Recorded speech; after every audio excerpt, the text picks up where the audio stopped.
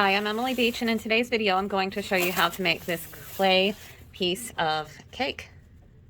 To start my piece of cake, I created this template. I have a rectangle, a square, and a triangle with rounded edges on the back.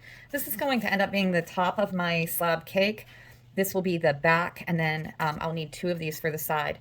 You could cut out two of the triangles for the top and bottom, or you could just leave the bottom empty like I'm going to. So I only cut one of these out, and two of the longer rectangles for the sides.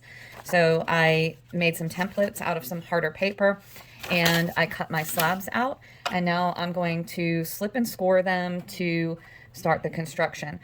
With your two longer rectangles, you're going to need to cut or bevel one of the edges, and I usually just take a needle tool and kind of line that up at the edge so that that point goes together in a nice point. If you just leave it as a rectangle, it's not going to slip and score together in a point as well. So just set that upright and cut that other side.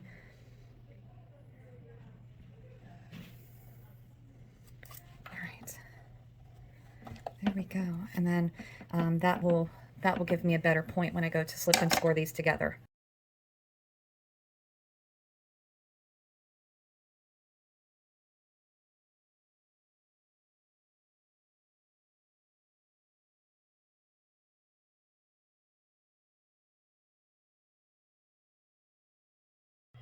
Now that I have the layers drawn for my cake, I'm then going to go in and I'm going to create the texture of the cake. And I've played around with various tools and methods to do this, and the best tool that I have found has been toothbrushes.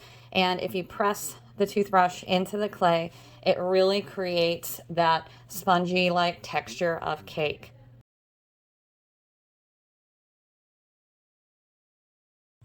Now that I have the texture completed between the layers, I'm going to add some decoration on the top. You can decide to add as much or as little as you want. I'm going to just take some small coils and maybe start to put the start of some writing on there. Maybe this is a happy birthday cake, and I might have part of the H on there.